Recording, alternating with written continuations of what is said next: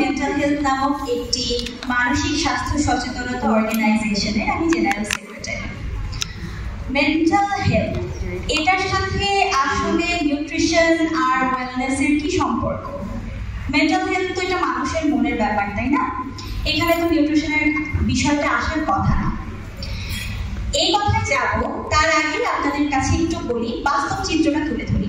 সেটা হচ্ছে বাংলাদেশে আপনি দেখবেন যে যেই পরিমাণ মেন্টাল হেলথ রিলেটেড ইস্যুগুলো থাকে, যে সমস্ত সমস্যা থাকে, যত গভীরতা বা যত ব্যাপক হারে থাকে, সেই অনুযায়ী কিন্তু এটার যে সার্ভিস, এটার সমাধানের যে ইস্যুগুলো সেটা আমরা পাই না। WHO এর একটা রিপোর্ট অনুযায়ী বাংলাদেশে প্রত্যেক বছর 260 জন সাইকিয়াট্রিস্ট নিয়োজিত হন। 260 জন, একটু মনে রাখবেন নাম্বারটা, 260 জন। এই 260 জন কতজন রোগী দেখতে পারেন? 1 লক্ষ মানুষের জন্য যদি হিসাব করি তাহলে দেখা যাবে 1 লক্ষ মানুষের জন্য 0.16 জন ডাক্তার কিংবা সাইকোলজিস্ট কিংবা সাইকিয়াট্রিস্টও কিন্তু আমরা পাচ্ছি না। তার মানে বুঝতে পারেন যে 1 লক্ষ মানুষের মেন্টাল হেলথের জন্য একজন সাইকিয়াট্রিস্টও কিন্তু অ্যাভেলেবল নেই। ঠিক আছে? এরপরে আরো দেখবেন বাংলাদেশে কিন্তু যদি একটু ইতিহাস বলতে চাই মেন্টাল হেলথের, সেক্ষেত্রে 2018 সাল থেকে মেন্টাল হেলথ অ্যাক্ট এই নামে একটি অ্যাক্ট প্রচলিত আছে। আপনারা কতজন শুনেছেন এই অ্যাক্টটার নামে? একটু হাত তুলবেন তো। একজন মাত্র। এই এত মানুষের মধ্যে মেন্টাল হেলথ অ্যাক্ট নামে যে একটা অ্যাক্ট আছে সেটা মাত্র একজন জানেন। তার মানে কি এটার প্রচলন, এটার যে কার্যকারিতা, এটার যে বাস্তবায়ন সেটা আমাদের দেশে হচ্ছে না। এই জন্যই কিন্তু আমরা জানি না, তাই না? আমরা কি করতাম, আমাদের আপনারা যারা এখানে সবাই আছেন, একটা দুইটা স্লোগান হয়তো মনে আছে, যে যেমন মনে করেন সন্তানের ক্ষেত্রে এই 2টি হলে বেশি নয়, 1টি হলে ভালো হয়, তাই না? এটা কেন আমরা সবাই জানি? প্রচারের জন্য, প্রসারের জন্য। কিন্তু এই যে মেন্টাল হেলথ অ্যাক্ট বা মানসিক সুস্বাস্থ্য নিয়ে যে আমাদের সেবা আছে, পরিষেবা আছে, এগুলো নিয়ে কিন্তু আমরা জানি না, এগুলোর কিন্তু প্রয়োগটা আমরা দেখতে পাই না। এখন আসেন নিউট্রিশনের সাথে কিভাবে করে আমাদের মেন্টাল হেলথ জড়িত। সাজিয়া আপু বলেছিলেন, কিছুক্ষণ আগে বলছিলেন কিছু হরমোনের কথা, যেমন সেরোটোনিন আমাদের সুখ বা হ্যাপিনেস এটার পেছনে দায়ী। এখন ভিটামিন B12 বা vitamin B complex, vitamin D, হ্যাঁ, এরপরে হচ্ছে আয়রন, ফলিক অ্যাসিড, ফোলেট এবং আপনার হচ্ছে আয়োডিন। এই জিনিসগুলো কিন্তু আমরা কম বেশি সবাই নাম জানি। এগুলো আমাদের মেন্টাল হেলথের জন্য কিন্তু খুবই জরুরি। এই যে এখন ভিটামিন ডির অভাব দেখছেন, এটা একরকম প্যান্ডেমিকের মতো হয়ে গেছে, ঘরে ঘরে এখন ভিটামিন ডি এর অভাব। হ্যাঁ, ভিটামিন ডি কিন্তু সরাসরি আমাদের যে ডিপ্রেশন কিংবা মুড সুইং এটার সাথে রিলেটেড। ভিটামিন B12 এর অভাবে আপনার হচ্ছে কি হয় বলেন তো? অকারণ মন খারাপ থাকে। কারো যদি মন খারাপ বা হতাশা থাকে, একই সাথে যদি ভিটামিন ডি এর ডিক্রিজ হয়, তার বডিতে যদি ডেফিসিয়েন্সি হয়, তাহলে কিন্তু এই হতাশাটা আরো বেশি বেড়ে যায়। ঠিক আছে? তো আমরা যখন খাবার খাবো, আমরা এটা নিশ্চিত করব যে আমাদের ফিজিক্যাল হেলথের পাশাপাশি মেন্টাল হেলথের জন্য যেসব খাবার আমাদের প্রয়োজন সেগুলো যেন আমরা গ্রহণ করি।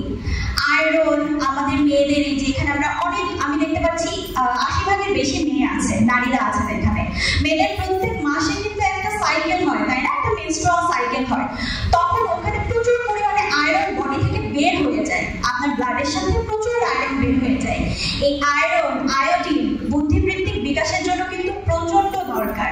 ঠিক আছে? আমরা যে খাবারগুলো খাচ্ছি সেগুলোতে যেন অবশ্যই iron, iodine, vitamin B complex, vitamin D, magnesium এগুলো যেন আমরা নিশ্চিত করতে পারি, বিশেষ করে মেয়েরা যারা আমরা আছি। হ্যাঁ, কারণ কি হয়, বাসায় আমরা খেয়াল করে দেখেছি, যতই যাই হোক না কেন মাছের মাথাটা বাবার জন্য রেখে দেওয়া বা ভাইয়ের জন্য রেখে দেওয়া, হ্যাঁ, কিংবা বাসায় যদি এমন হয় যে আমাদের কোনো পুরুষ সদস্য আজকে বাসায় খাবে না, তখন কোনো রকম একটু ভর্তা ভাত দিয়ে খেয়ে নেওয়া, এই কাজগুলো আমরা করি। এটা থেকে একটু দয়া করে বের হয়ে আসবেন, একটু নিজের প্রতি আমরা একটু যত্নশীল হব, যাতে করে নিজের ফিজিক্যাল এবং মেন্টাল হেলথের জন্য পুষ্টিকর যে খাবারগুলো, নতুন খাবারের মধ্যে অনেক পুষ্টিকর খাবার আছে, সেগুলো যেন আমরা পাই। পরিশেষে আমি একটু যুক্ত বলতে চাই, মেন্টাল হেলথ আপনার নিজের হেলথের একটা অংশ, মন শরীরের বাইরের না।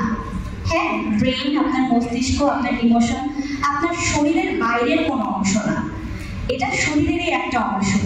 শরীরের যেরকম আমরা যত্ন দিই, মনের যত্নটা নেওয়ার জন্য আমাদের কথা বলতে হবে।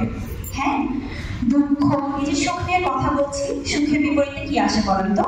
দুঃখ। দুঃখ, রাগ, ক্ষোভ, হতাশা, অভিমান এগুলো খুব স্বাভাবিক ইমোশন, খুব স্বাভাবিক আবেগ।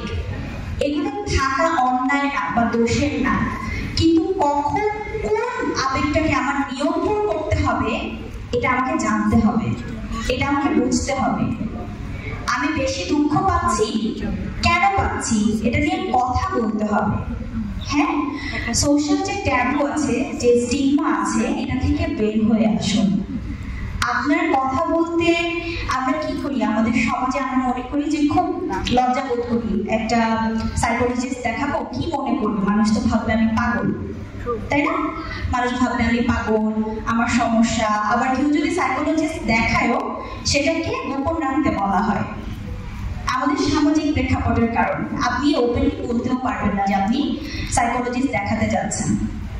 আমি আর একটু সময় নেই। আমাদের একটা পেশেন্ট একবার এরকম এসেছিল আমাদের কাছে, নতুন বিয়ে হয়েছে ওনার। তো উনি পরের দিন আসলেন, বিয়ের ঠিক পরের দিনে ওনার হাজবেন্ডকে নিয়ে আসলেন আর কি। মহিলা বেশ কান্নাকাটি, অনেক কান্নাকাটি করছেন, আর হাজবেন্ড আমাদের কাছে তার ফাইলপত্র নিয়ে এরকম ছুঁড়ে মেরে বলছেন যে পাগলের সাথে আপনারা আমাকে বিয়ে দিয়েছেন, আগে কেন বলেন নাই যে পাগল, এই সমস্যা সেই সমস্যা। মহিলা কিন্তু আসলে পাগল না। ডিপ্রেশন মানুষের থাকে, জীবন থাকলে ডিপ্রেশন থাকবে, বিষণ্ণতা থাকবে, হতাশা থাকবে, এটাই জীবন। কিন্তু ওই ভদ্রলোক ভাবছেন যে তাকে পাগলের সাথে বিয়ে দেওয়া হয়েছে। এবার আমরা ভদ্রলোককে যেটা বললাম যে না, আসলে বিষয়টা এরকম না, উনি যেটা খান এটা ঘুমের ওষুধ। আসলে ওনার কি হয়, ওই যে কর্টিসল হরমোনটা, যেটা কিনা দুশ্চিন্তার কারণে বেড়ে যায়, ঠিক আছে? ওই কর্টিসল হরমোনটাকে নিয়ন্ত্রণ করার জন্য আমরা একটা ঘুমের ওষুধ দিয়েছি, ছোট্ট, খুব 0.25 এর মতো এরকম। হ্যাঁ, এই যে ব্যাপারটা, যখন ওই ভদ্রলোক চলে গেলেন, তারপরে ভদ্রমহিলার সাথে আমরা কথা বললাম যে আপনার এটা বলার দরকার কি ছিল, যে আপনি সাইকোলজিস্ট দেখান। দরকার তো ছিল না, কারণ এখনো আমাদের সমাজে আমরা এই ট্যাবু নিয়ে বসবাস করি যে মেন্টাল হেলথ মানে পাগল, বা মেন্টাল হেলথ নিয়ে কেউ যদি সার্ভিস দিতে যায় সে তার পাগলামির জন্য চিকিৎসা নিতে যাচ্ছে। আসলে কিন্তু তা না। মেন্টাল হেলথ আপনার হেলথের একটা অংশ। WHO এর একটা সংজ্ঞায় হেলথের সংজ্ঞা দিতে গিয়ে বলাই হয়েছে যে একজন ব্যক্তির শারীরিক, মানসিক, সামাজিক সমস্ত সুস্বাস্থ্য মিলিয়ে কিন্তু হেলথ, ঠিক আছে? আর পরিশেষে আবার একটু বলি, WHO এর কথা যেহেতু এসেছে, আমাদের দেশে যেটা বললাম শুরুতে যে 260 জন মাত্র কিন্তু সাইকোলজিস্ট বা সাইকিয়াট্রিস্ট কাজ করে। এখন একটু বেড়েছে সংখ্যাটা, প্রত্যেক বছর 260 জনের মতো নিয়োগ পায়। তো আমরা দেখেছি WHO এর একটি আর্টিকেলে যে যদি বিনিয়োগ বাড়ে এবং বিনিয়োগের বাস্তবায়ন যদি বাড়ে, হ্যাঁ, আমি সরকারের কাছ থেকে মনে করেন একটা বাজেট আনছি, সেই বাজেটটা যদি আমি কোন কোন খাতে ব্যয় হবে সে অনুযায়ী যদি বাস্তবায়ন করতে পারি, তাহলে আমাদের পরিপূর্ণ যে স্বাস্থ্য ব্যবস্থা, হ্যাঁ, সেটার খরচ অর্ধেক কমে আসবে, 50% কমে আসবে। এই যে মনে করেন দুশ্চিন্তার কারণে হাইপারটেনশন হয়, হাইপারটেনশন থেকে অনেকের হার্ট অ্যাটাক হয়, ঠিক আছে? অনেকে দেখবেন যে শোক সামলাতে পারে না। হ্যাঁ, এই জিনিসগুলো যখন চিকিৎসা হবে, যখন কাউন্সেলিং হবে, তখন তার সে পেশেন্টের চিকিৎসা দেয় 50% পর্যন্ত নেমে আসবে। বুঝতে পারছেন 50% মানে কত? আপনি 1 লক্ষ টাকা চিকিৎসা করেন, 1 লক্ষ টাকার 50% তখন 50,000 টাকা হয়ে যাবে। সুতরাং নিজের মেন্টাল হেলথকে অবহেলা করবেন না। কখনো যদি মনে হচ্ছে যে খুব ভারাক্রান্ত লাগছে, একা জীবনটাকে বইতে পারছেন না, শেয়ার করুন। অনেক অনেক অনেক অর্গানাইজেশন আছে, অনেক সাইকোলজিস্ট আছে যারা কাজ করে। নিজের একটু যত্ন নিন, নিজের মনের কথাগুলো একটু শেয়ার করুন। ধন্যবাদ সবাইকে।